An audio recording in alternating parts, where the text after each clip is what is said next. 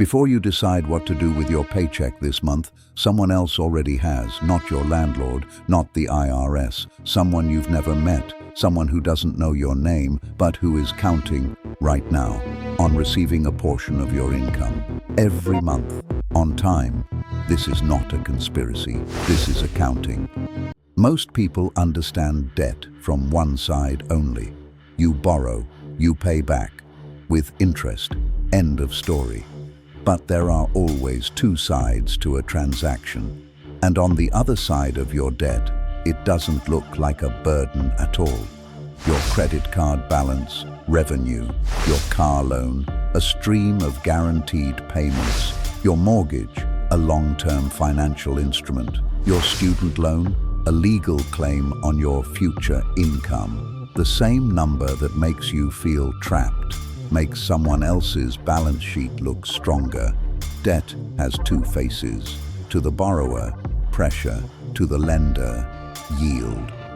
In the United States, household debt reached $18.8 trillion by the end of 2025. Fed NYQ for 2025, credit card debt alone, $1.27 trillion.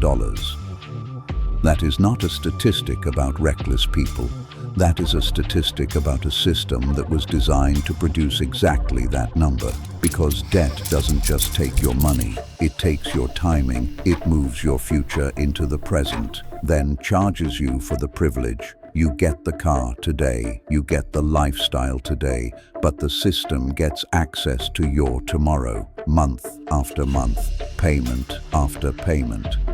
And this is where it gets structural. Debt doesn't need to own your whole life at once. It only needs to own a percentage of your next paycheck.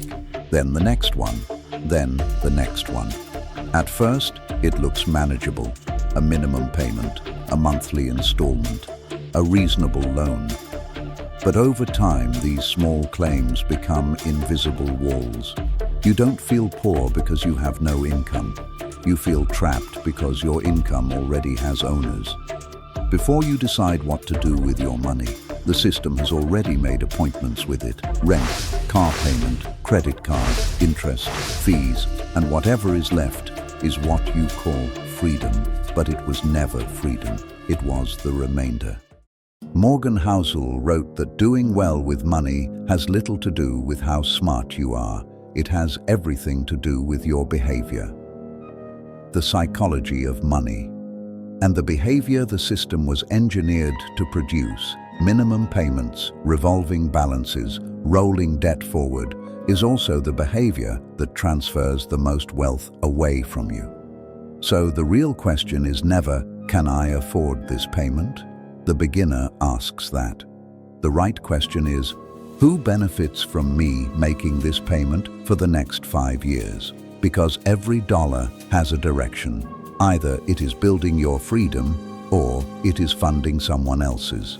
The CFPB confirmed that the average APR on credit cards hit 21% in 2025. That means paying off your highest interest balance is, mathematically, the highest guaranteed return available to you. Not an opinion, arithmetic. Debt is not inherently wrong. It can build businesses, it can buy assets, it can create leverage. But consumer debt, debt that buys things that lose value, doesn't make you a borrower. It makes you the asset. And the moment you understand that, every dollar you eliminate isn't just a payment you avoided. It's the beginning of buying yourself back. That's what this channel is for. If this message resonated with you, hit the like button. And if you want to see what the system isn't designed to explain, subscribe.